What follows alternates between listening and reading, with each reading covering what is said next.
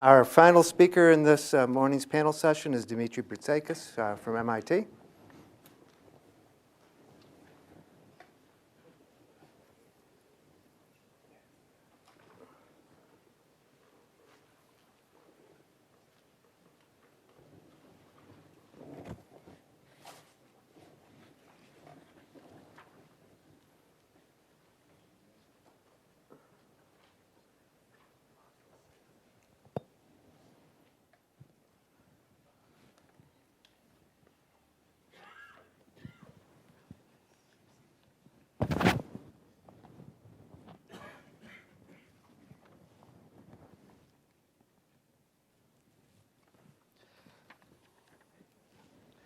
Okay, well, I have a slightly different subject, optimization, particularly convex optimization.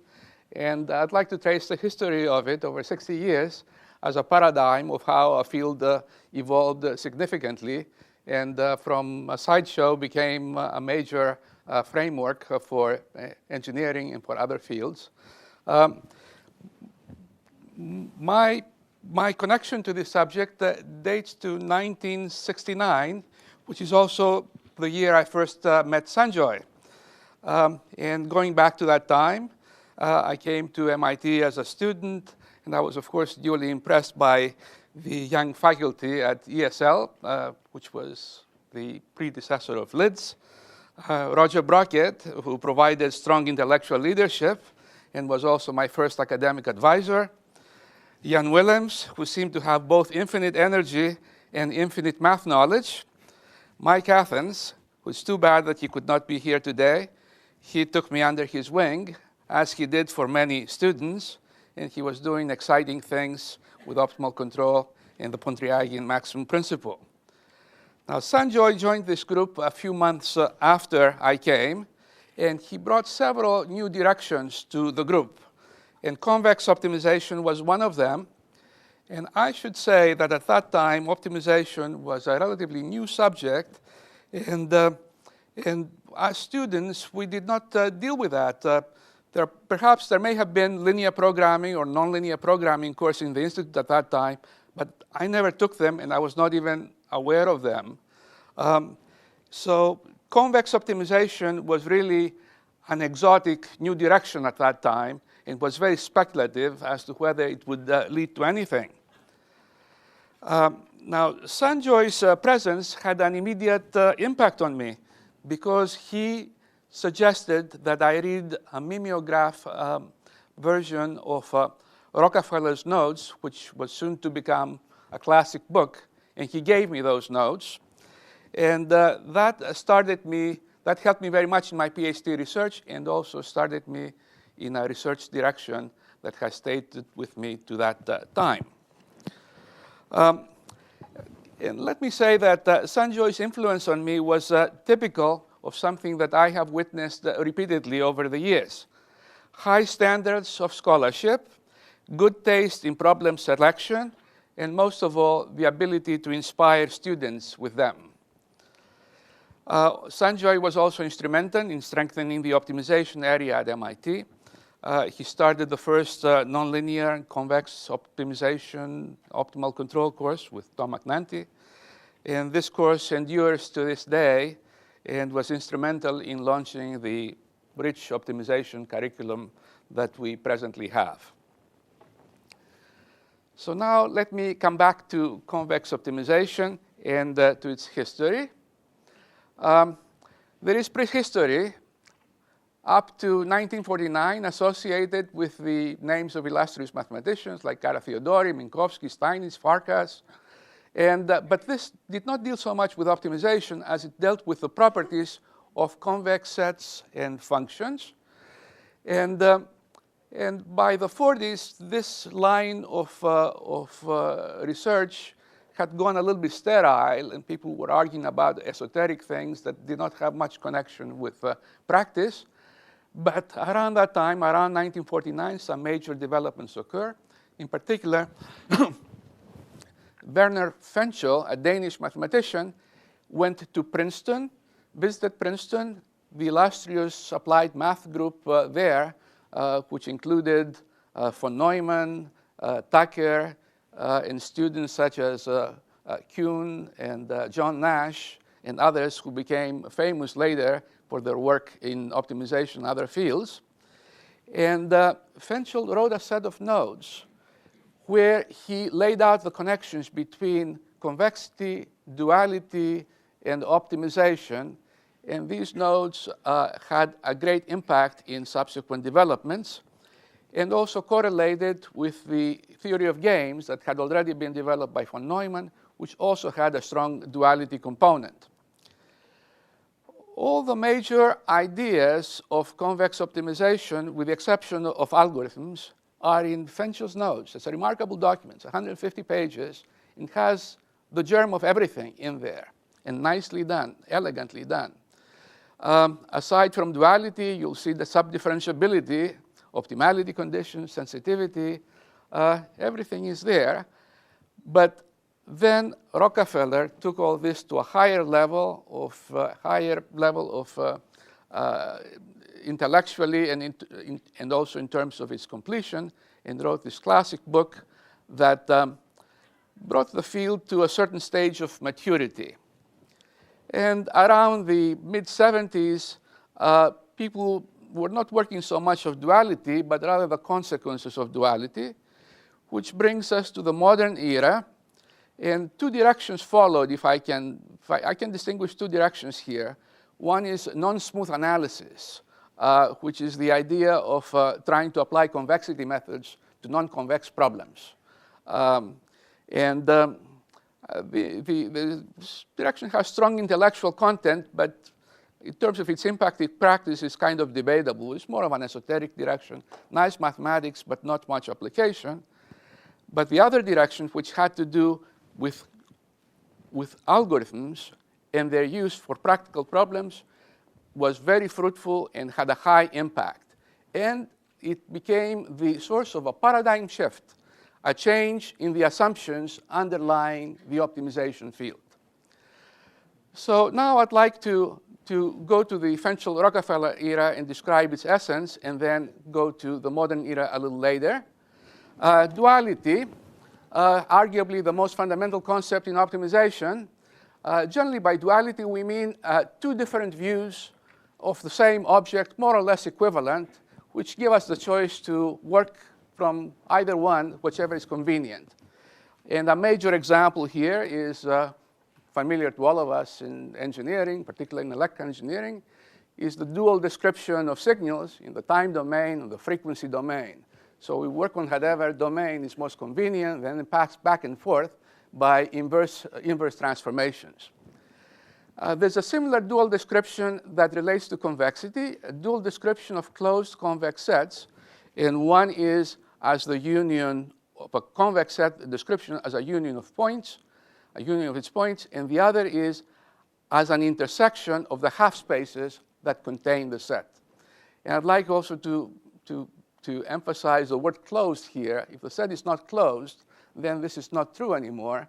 And the lack of closure is, in fact, the source of many exceptions in optimization, and is also the source of a lot of the intellectual content of the field, which requires sophisticated analysis.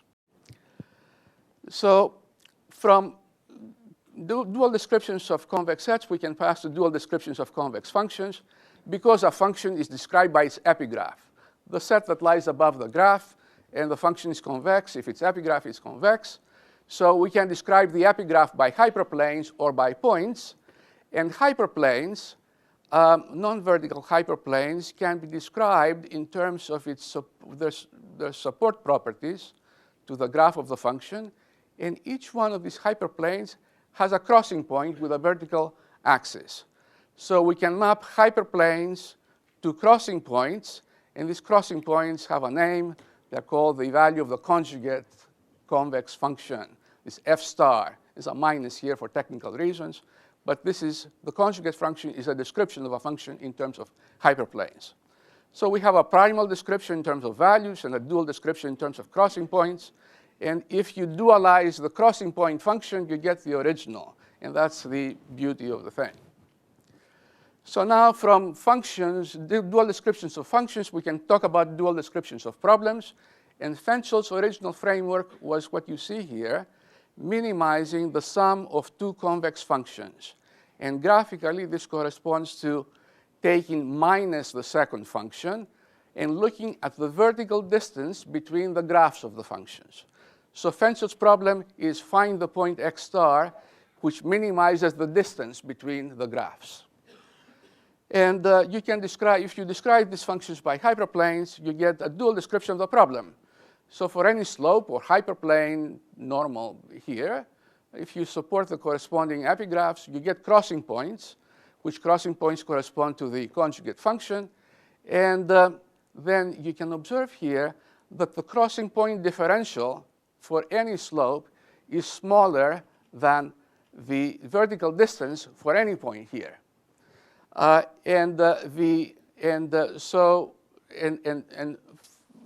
Fenchel argued that if you shift around the slopes to an optimal position so that the crossing point differential is maximized, then the points of support are exactly at the solution of the vertical distance problem, and the two values are equal. And that's the statement of Fenchel duality. The minimum vertical distance is equal to the maximum crossing point differential. Now, notice that this framework, elegant as it is, it's somewhat indirect. From dual descriptions of sets, we go to dual descriptions of functions, and then we go to dual descriptions of problems. An alternative and more modern view is to stay with a set and just think of the problem framework as a set that has a primal and dual description in terms of points in hyperplanes, and then define some simple prototype problems that are dual to each other, from which everything else flows. I don't want to go too much into the details of this. I just want to show you a picture which I think summarizes the entire Fenchel from Rockafellar framework. Now here, this picture is defined by a single object, which is this set here that we see shaded, this M. And look at the vertical axis and look at all the points that are common to M and the vertical axis. And look at the minimum point. So this is the minimum common point problem. Find the point here that minimizes the vertical, which is the lowest within the common points of M and the vertical axis. And let's look at another problem whereby you introduce hyperplanes that are non-vertical and support this set and have crossing points and try to find the maximum crossing point. So this is the maximum crossing point problem. And notice that the minimum common point lies always above the maximum crossing point. So this is the called weak duality. But under favorable circumstances, when this set has a convex bottom, as it does here, then the two are equal. And moreover, in this nice picture where this set crosses on both sides of the vertical axis, there exists also a maximum point hyperplane. This is the so-called slather condition in optimization. But there are also exceptions. Even if you have convexity, there are problems associated with closure, and you may have a duality gap because the minimum common point and a minimum crossing point may be different because there's some portion here missing. There's lack of closure that's missing. For a long time, this has been a picture to explain duality, but you can use it also as an analytical framework where the starting point is just the set. You do analysis of this picture, and then everything flows from that. And of course, simple as this picture is, you need a lot of machinery, a lot of convex analysis machinery to make sense out of all these things and look at the exceptions. So starting from an abstract set, you develop the theorems within the abstract framework and then specialize, and you get as special cases everything that happens in duality. In game theory, min-max equals max-min, constrained optimization duality, Fenchel duality, things like theorems of the alternative and other stuff. Now this theory is fairly mature, and this brings us to the transition period when people worked at the interface between duality, algorithms, and applications. And just to give an arbitrary date here, let's look at the before the 1990s, or perhaps the middle 80s. And the orthodoxy of the day then was that linear programs are solved by the simplex method. And that was the typical, the George Danzig view. And nonlinear programs are solved by gradient methods and Newton methods. And the prime exponent of that view is Mike Powell, very famous Mike Powell. And convex programs could not be solved by the simplex method, and therefore they were viewed as special cases of nonlinear programs. So the picture is like this. LP is on one side, and doesn't talk very much to convex and nonlinear programming. There is a duality connecting the two, but the connection is not very close at the application level. By the way, a couple of days ago, I asked, to show you how things have changed, I asked a PhD student who works in optimization who George Danzig is, and she had never heard the name. Then I asked, who's Mike Powell? And hadn't heard of him either. So this tells you of what people read these days and are interested these days. Anyway, the modern view was ushered in the late 80s, but even before that, when large linear programs started to be often solved by non-simplex methods, be it subgradient methods or be it interior point methods like Karmarkar type methods, cutting plane methods. And convex problems were also often solved by the same type of methods, because these methods did not require differentiability, did not require gradients Newton, and therefore they could deal with the dual problems, which have this property as well. So what happened now is that convex problems moved closer to LP, the convex methodology. Still people were using the simplex method, still people were using the gradient and the Newton's method. But large-scale optimization methodology was centered around here. And as Rockafellar said, the key distinction now is not linear versus nonlinear, but rather convex versus non-convex. Some methodological trends characteristic of this period was that convex programs and linear programs connected around duality and large-scale piecewise linear problems, which often arise from discrete optimization.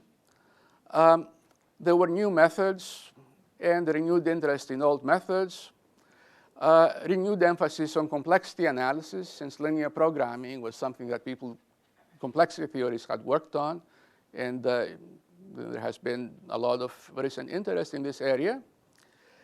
But the important driver here has been the synergy between duality and algorithms on one hand and applications on the other. There have been a large number of large-scale decomposition-based methods having to do with large-scale resource allocation, integer programming, discrete optimization, Lagrange relaxation, stochastic programming. All these are key names in problems types.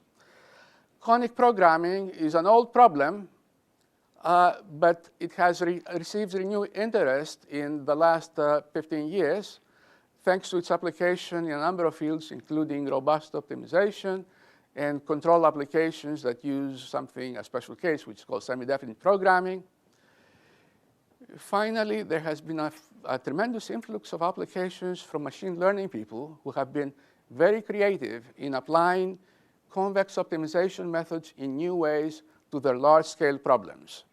So just to mention a few here, a few applications support vector machines, regularizations that use non-differentiable regularization terms, incremental methods involving large data sets where you operate only part of the data set, an increment of the whole, and then another increment, and so on. And the field is very, very active right now. So that brings me to the end of this overview of history. And the natural question is, what's next? I don't really have a crystal ball about this. It's very easy to speculate that there will be new applications involving very large problems. People talk about smart grids these days, which is a typical of a problem with a network interlay. So you have a complex problem with complex components by itself, and then you put a network interconnection overlay over that, and it becomes extremely complex and very hard to deal even with today's methodology. Another area is huge data sets in machine learning. There's no end to the appetite for data, and that leads to very large data sets. Undoubtedly, there will be new approaches to large silent complexity, but I wish I knew what these would be. But there's one interesting paradigm from a neighboring area, dynamic programming, where again there has been a paradigm shift in the last 20 years. And that had to do with conquering the curse of dimensionality, where you have these huge problems with billions and trillions of states, and then it's impossible to apply dynamic programming exactly, and one has to use reduced space approximations, simulation, and sampling. It's not inconceivable that methods like that may make their way into convex optimization problems. Another interesting fact, it's been estimated that linear programming problems are solved several million times faster now than they were 15 years ago. Now that's a huge, huge factor. Whatever took days of computation before now takes a few seconds. And this is a combination of both better hardware but also better algorithms. So this multiplier effect is likely to accelerate, which will deal to new applications again that are beyond our reach now.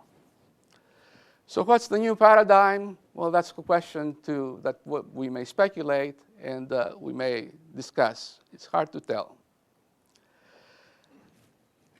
So finally, let me give you some pictures of some of the heroes of the Fenchel-Rockafellar era, Fenchel, George Danzig, and Terry Rockafellar. And on a more personal note, I'd like also to honor Paul Tseng, who is, we don't know what the heroes of the modern eras are, but a short list would include him with his with prolific research and major impact that he has had in the algorithmic field of convex optimization.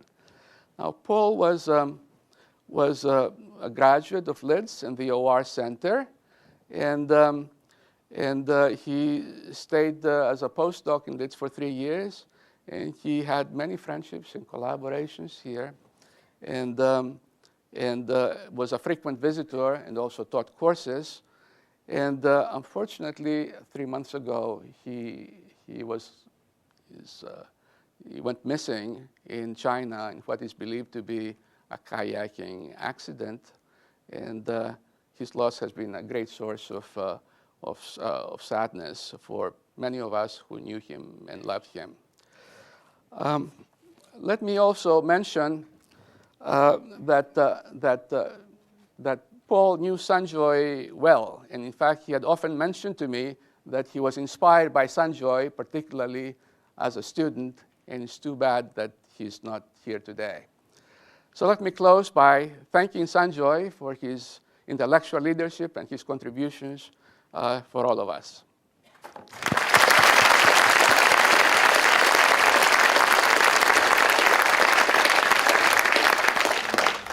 Thank you, Dimitri. You bring back actually many very fond memories reading Fenchel's notes, and the excitement when Rockafellar's book first came out was very exciting, I think, to many of us.